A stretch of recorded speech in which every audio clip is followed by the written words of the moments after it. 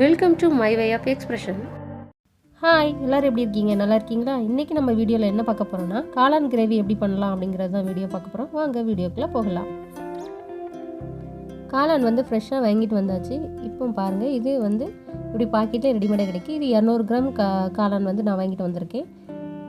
இப்போது இது எப்படி சுத்தம் பண்ணலாம் அப்படிங்கிறத நம்ம ஃபஸ்ட்டு பார்த்துடலாம். காளான் வந்து எப்படி ஃப்ரெஷ்ஷாக வாங்கணுன்னா, இந்த பார்த்திங்கன்னா தெரியும், அந்த ஃபுல்லாக அது கவராக இருக்கணும். அந்த காம்பு மாதிரி இருக்கு இல்லையா, அதை சுற்றி அது ஃபுல்லாக கவராக இருந்ததுன்னா ஃப்ரெஷ்ஷான காளான் அப்படின்னு சொல்லலாம். எனக்கு வந்து ரெண்டுமே கலந்து தான் இருந்தது. நான் எப்போ வாங்கினாலுமே இப்படி தான் கிடைக்கிது எனக்கு.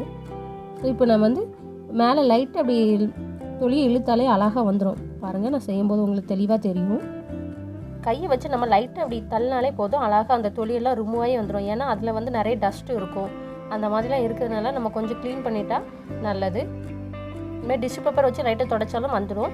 ஆனால் நம்ம கையை வச்சு பண்ணும்போது ரொம்ப சீக்கிரமாக பண்ணிடலாம். இந்த மாதிரி நம்ம இப்போ எல்லாத்தையும் அப்படி நீட்டாக கழுவி எடுத்துக்கலாம். இப்போ பாருங்கள், இன்னொன்று அதேமாதிரி செஞ்சு காமிக்கிறேன். இதுக்கு தண்ணியில் ரொம்ப ஊற வைக்கணும்லாம் தேவை கிடையாது. ஃபஸ்ட் டைம் செய்யும்போது தான் கொஞ்சம் கஷ்டமாக இருக்கும். அதுக்கு பிறகு நம்மளுக்கு பழகிரும். அதாவது ஃபஸ்ட் டைம் செய்யும்போது தான் நம்மளுக்கு கொஞ்சம் தடுமாற்றமாக இருக்கும். அதுக்கு பிறகு நம்ம செஞ்சு பழகும்போது நம்மளுக்கு ஃபாஸ்ட்டாகவே செய்ய வரும் அப்படின்னு சொல்ல வரேன். காளானில் வந்து ரொம்பவே சத்து இருக்குங்க. அதனால் கண்டிப்பாக உங்கள் வீட்லேயே இந்த ரெசிபியை ட்ரை பண்ணி பாருங்கள். ரொம்பவே டேஸ்ட்டாக இருக்குங்க. இப்படி எல்லாத்தையும் நம்ம இப்போ க்ளீன் பண்ணி எடுத்துக்கலாம். நான் வந்து ரெண்டுமே அதாவது சொன்னேன் இல்லையா, நல்லா எனக்கு சுத்தமாக நல்லா புது காளானும் இருக்குது, பழசும் கொஞ்சம் கலந்து தான் அந்த பாக்ஸில் வச்சுருக்கிறதுனால கொஞ்சோண்டு எலுமிச்சை பழம் இருக்கு இல்லையா, அது ஒரு அரை பழம் புழிஞ்சி அதில் கொஞ்சம் நேரம் ஒரு 3 நிமிஷத்துக்கு நான் அதில் வந்து கொஞ்சம் ஊற விட போகிறேன். அப்போ அதில் எதுவும் கிருமிகள் இருந்தாலும் சரியாயிரும். மற்றபடி தேவையில்லை. இதெல்லாம் இந்த ப்ரொசீஜர்லாம் பண்ணணும்னு ரொம்ப ஒன்றும் தேவையில்லை. இப்போ நம்ம அதை மூடி வச்சுக்கலாம். உங்களுக்கு வந்து ஃப்ரெஷ்ஷாகவே காளான் கிடச்சுன்னா இதெல்லாம் நீங்கள் செய்யணும் தேவையில்லை. அதாவது எலுமிச்சப்பழம் புழிஞ்சி அதில் ஊற வைக்கணும் தேவையில்லை. நான் இப்போ ஊற வச்சுருக்கிறதுனால ரொம்ப தண்ணி இருக்கும். அதனால் கொஞ்சம் தண்ணி அந்த துணி எடுத்து நல்லா ஒத்தி எடுத்துக்க போகிறேன். அப்போ அதில் நிறைய தண்ணி இருந்தால் அது ரிமூவ் ஆகி வந்துடும். ஸோ இப்போ பாருங்கள், நல்லா ட்ரை ஆகிட்டு தண்ணியெல்லாம் போய் சூப்பராக இருக்குது. இப்போ நம்ம கட் பண்ணிக்கலாம். இதை உங்களுக்கு எப்படி தேவையோ அந்த மாதிரி கட் பண்ணிக்கோங்க. நான் கொஞ்சம் மெல்லிசாக தான் கட் பண்ணிக்க போகிறேன். உங்களுக்கு வேணும்னா நீங்கள் நல்லா பெருசாக கட் பண்ணிக்கோங்க.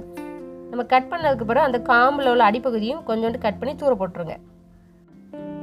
இப்போ பாருங்கள், கட் பண்ணது எவ்வளோ அழகாக கட் பண்ணியிருக்கேன்னு. அதே மாதிரி நீள நீளமாக சூப்பராக எல்லாத்தையும் நம்ம கட் பண்ணி எடுத்துக்கலாம். இப்போ பாருங்கள், இன்னொன்று கட் பண்ணி காமிக்கிறேன்.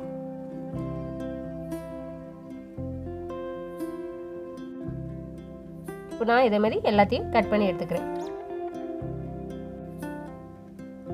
இப்போ வந்து கடாயில் தேவையான அளவு எண்ணெய் ஊற்றிக்கலாம். நான் வந்து ஒரு 2 ஸ்பூன் எண்ணெய் ஊற்றுறேன். இப்போ வந்து எண்ணெய் சூடாகட்டும். நான் வந்து ஒரு மீடியம் சைஸில் 2 பெரிய வெங்காயம் எடுத்திருக்கேன். அதை நல்லா நீளமாக நறுக்கி வச்சுருக்கேன். அதை இப்போ நம்ம எண்ணெயில் போட்டு வதக்கிக்கலாம். லைட்டாக உப்பு போட்டு வதக்கிங்க, அப்படின்னா சீக்கிரம் வதங்கிடும். இது வந்து நல்லா வதங்கணும் அப்படின்னு தேவையில்லை. லைட்டாக பிங்க் கலரில் வந்த உடனே நம்ம அடுத்தாப்பில் இது கூட ஒரு 3 தக்காளி பழம் போட்டு வதக்கிக்க போகிறேன். நான் கொஞ்சம் கிரேவி நிறைய வைக்கிறதுனால 3 தக்காளி பழம் போட்டிருக்கேன். உங்களுக்கு எவ்வளோ தேவையோ அந்த அளவு நீங்கள் சேர்த்துக்கோங்க. இப்போது இது வதங்கிக்கிட்டு இருக்க டைம்லேயே நம்ம என்ன செய்ய போகிறோம்னா, ஒரு குத்து கருவேப்பிலை அதில் போட்டுக்க போகிறேன். அது கூடயே கொஞ்சோண்டு புதினாவும் சேர்த்துக்க போகிறேன். கொத்தமல்லி இலையும் ஒரு குத்து சேர்த்துக்க போகிறேன். இப்போ நல்லா இதை மிக்ஸ் பண்ணி விட்டுடலாம். இப்போ எல்லாத்தையும் நல்லா கலந்து விட்டுட்டு இப்போ வந்து இதை மூடி போட்டுலாம் வேக விடணும் தேவையில்லை. கொஞ்சம் நல்லா வதங்கி வரட்டும். இப்போ பாருங்கள், இந்த அளவு வதங்கி வந்தால் கரெக்டாக இருக்கும். இந்த அளவு நல்லா வதக்கி எடுத்துக்கோங்க. அப்போ தான் கிரேவி ரொம்ப டேஸ்ட்டாக நல்லாயிருக்கும். இது வந்து ரொம்ப சுவையாகவே இருக்கும் பார்த்துக்கோங்க. ஹோட்டலில் சாப்பிட்ற மாதிரி ரொம்ப டேஸ்ட்டாக இருக்கும்.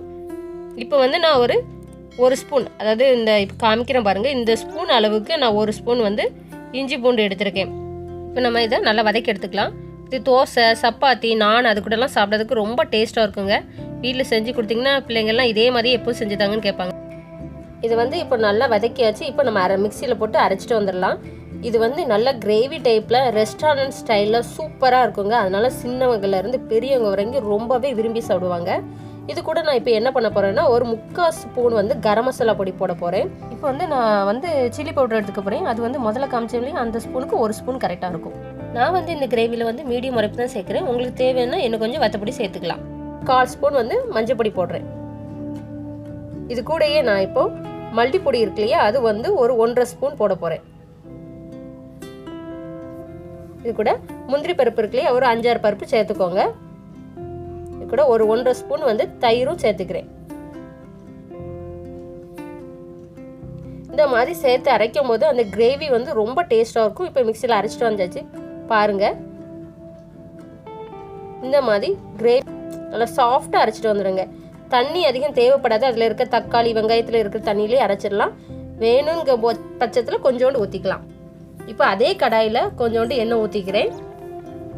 இப்போ வந்து எண்ணெய் நல்லா சூடாகட்டும். சூடான உடனே அதில் வந்து 2 கிராம்பும் ஒரு சின்ன சைஸு பட்டையும் போட்டு நல்லா அது பொரிஞ்சு வரட்டும். அது பொரிஞ்சு வந்த உடனே நம்ம அரைச்சி வச்சுருக்கோம் இல்லையா, அந்த கிரேவியை சேர்த்துடலாம். அதில் இப்போ வந்து அரைச்சி வச்சு அந்த மசாலா பேஸ்ட்டு சேர்த்த உடனே மிக்ஸி கப்பில் குறைவாக தண்ணி ஊற்றி அதையும் நான் மிக்ஸ் பண்ணி அதில் ஊற்றிக்க போகிறேன். இப்போ நல்லா எண்ணெய் கூட சேர்ற அளவுக்கு நல்லா மிக்ஸ் பண்ணி விட்டுக்கோங்க. நல்லா மிக்ஸ் பண்ணி விட்ட உடனே இப்போ நம்ம என்ன பண்ண போகிறோம்னா, நம்ம வெட்டி வச்சுருக்கோம் இல்லையா காளான், அதை வந்து நம்ம போட போகிறோம். அதுக்கு முன்னாடி இந்த கிரேவிக்கு தேவையான அளவு நம்ம உப்பு சேர்க்க போகிறோம். யாருக்குன்னு வெங்காயம் வதக்கும் போது கொஞ்சோண்டு உப்பு போட்டிருக்கோம். இப்போ காளானை நம்ம சேர்த்துடலாம். காளானை வந்து கிரேவி செய்கிறதுக்கு கொஞ்சம் முன்னாடி வந்து கட் பண்ணி போடுங்க. அப்போ ஃப்ரெஷ்ஷாக இருக்கும். நான் கொஞ்சம் நேரத்துக்கு முன்னாடி உங்களுக்கு காமிக்கிறதுக்கு வெட்டினதுனால கொஞ்சம் கருத்துட்டு, இல்லைன்னா ஃப்ரெஷ்ஷாக இருக்கும் நல்லா. இப்போ தேவையான அளவு தண்ணி ஊற்றி நம்ம நல்லா இதை கொதிக்க விட்டுக்கலாம். காளான் வந்து சீக்கிரமாகவே வெந்துடும். நீங்கள் என்னோட சேனல் இப்போ தான் ஃபஸ்ட் டைம் பார்க்குறீங்கன்னா கண்டிப்பாக சப்ஸ்கிரைப் பண்ண மறக்காதீங்க. உங்களுக்கு இந்த வீடியோ பிடிச்சிருந்தா கண்டிப்பாக லைக் பண்ணுங்கள். அதேமாதிரி இந்த ரெசிபி செஞ்சு பார்த்துட்டு இந்த கருத்துக்களை வந்து கமெண்ட் பாக்ஸில் சொல்ல மறக்காதீங்க. அதே மாதிரி இன்ஸ்டாகிராம் ஐடியும் ஃபேஸ்புக் ஐடியும் இந்த ஸ்க்ரீனில் கொடுக்குறேன். அதே மாதிரி டிஸ்கிரிப்ஷன் பாக்ஸ்லையும் கொடுக்குறேன். மறக்காமல் என்னைய ஃபாலோ பண்ணுங்கள். காளானை கழுவுறதும் மசாலா அரைக்கிறதும் மட்டும் தாங்க வேலை. மற்றபடி கூட்டி வச்ச 10 நிமிஷத்தில் இந்த கிரேவி சூப்பராக ரெடி ஆயிருங்க. கண்டிப்பாக உங்கள் வீட்டில் செய்து பாருங்கள். ஹோட்டலில் உள்ள டேஸ்ட் மாதிரி சூப்பராக இருக்குங்க. இது கறிக்குழம்பு டேஸ்ட்லேயும் வைக்கலாம். ஆனால் இந்த டேஸ்ட் ரொம்ப சூப்பராக இருக்குங்க. கண்டிப்பாக நீங்கள் இதை செஞ்சு பாருங்கள். மீண்டும் ஒரு இன்ட்ரெஸ்டிங்கான விளாக்கில் பார்க்கலாம். அது வரைக்கும் பாய். உங்களுக்கு இந்த வீடியோ பிடிச்சிருந்தா லைக் பண்ணுங்கள், சப்ஸ்கிரைப் பண்ணுங்கள், மறக்காமல் பெல் பட்டனை ப்ரெஸ் பண்ணுங்கள்.